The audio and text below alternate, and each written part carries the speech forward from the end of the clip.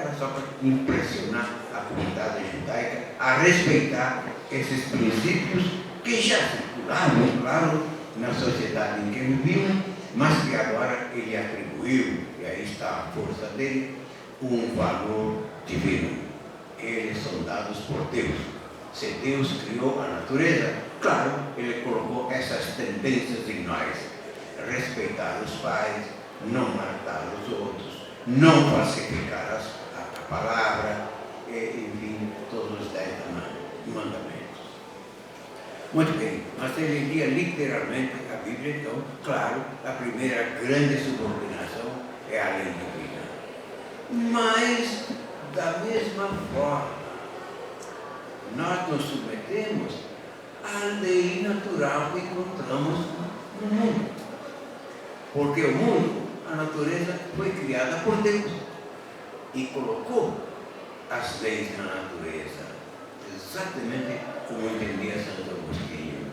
Deus colocou as suas leis nessa natureza. Portanto, devemos respeitar a ordem natural das coisas. A segunda grande submissão, então a primeira submissão ao livro escrito por Deus, a Bíblia, e ao livro da natureza, que são duas obras de Deus. Agora, segunda subordinação é a subordinação à lei civil, ou seja, à lei humana. Não é mais nem lei natural, não é mais lei divina, é a lei que nós fazemos pela autoridade. E nós nos submetemos ao conjunto de leis da sociedade, desde que sejam justas.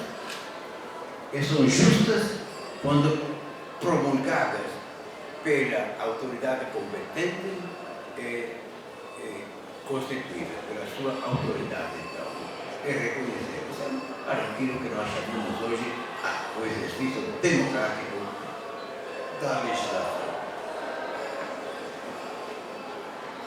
Terceira subordinação. Aqui é meio curioso, mas ele é bem um ponto bem aceitável. A submissão à opinião pública. A opinião pública. E para nós hoje, que vivemos alguns séculos depois, a opinião pública é aquela que se traduz pelos jornais, que seria o pensamento comum nesse momento da sociedade, a opinião pública. Não era a isso que ele se referia, mas por opinião pública ele entendia a filosofia. Eram os filósofos que criavam a opinião pública, vejam só. É formulada então pelos filósofos que definem o que é virtuoso e o que é vicioso. Ou seja, a ética é criada pelos filósofos. Toda a ordem ética. Aristóteles criou o tratado da ética. Os medievais tiveram muitos tratados de ética. Na Idade Moderna, nós temos autores não de leis inteiras, mas a ética prática, isso é a crítica da razão prática, é um tratado de ética, de Kant. A fundamentação da metafísica dos costumes de Kant é um tratado de ética, é complicado, mas é uma ética que sai da mão de um filósofo, dos filósofos. Então, os filósofos estabelecem, definem o que é virtuoso e o que é vicioso, ou seja, aos grandes fundamentos da ética. E assim é, então, a linha geral do livro A Lei Civil, o Tratado sobre a Lei Civil. Veio um outro filósofo, que é Jean-Jacques Rousseau. Esse viveu no século seguinte, ou seja, de 1712 a 1771.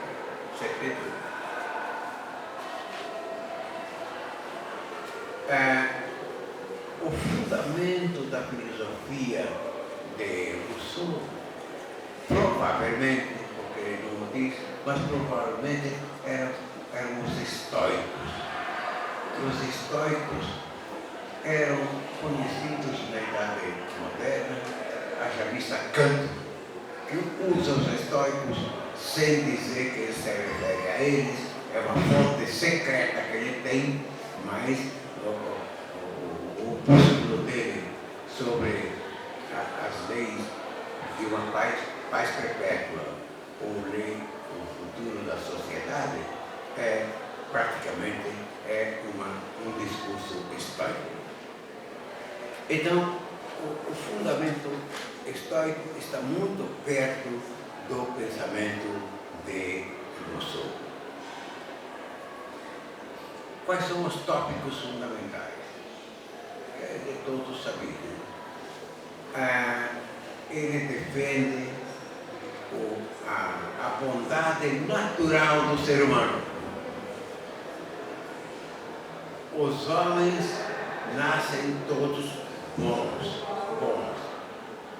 A falsidade foi criada pela civilização. Esse é o leitmotiv da filosofia de Rousseau. Ou seja, o estado natural é aquele ao qual nós devemos voltar o quanto possível, e o estado que se cria, o estado artificial, é para nos aproximar dessa convivência natural primeira, que era a melhor de todas. É um estado de felicidade, talvez um estado próximo ao Éden, onde viviam Adão e Eva, no jardim primitivo. Escreveu um tratado, eu tenho ele aqui, sobre um discurso sobre a origem e os fundamentos da desigualdade entre os homens. É aqui que ele desenvolve o conceito de que a sociedade nos corrompe, que depois passará aqui para o contrato social.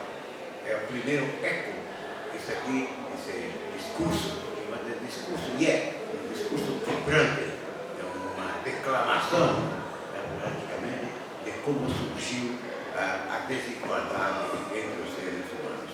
A desigualdade não é da natureza, a natureza nos fez bons e conviventes. O bom selvagem, le bon sauvage, é uma expressão utilizada até pelos nossos escritores em português. Então, o bom selvagem, que é arruinado exatamente pela sociedade, a origem da desigualdade entre os seres humanos.